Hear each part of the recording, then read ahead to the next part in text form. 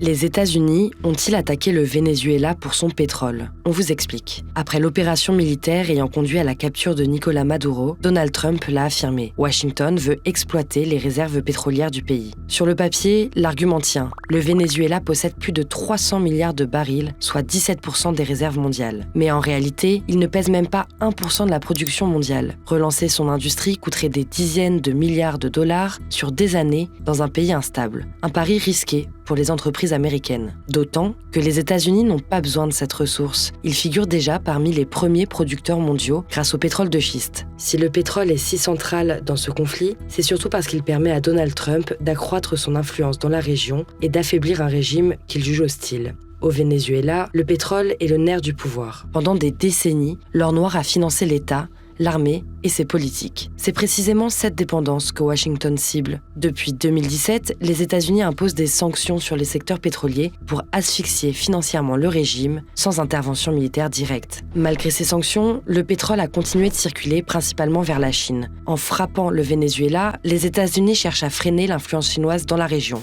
Et par la même occasion, à lancer un avertissement aux autres pays récalcitrants du sud du continent.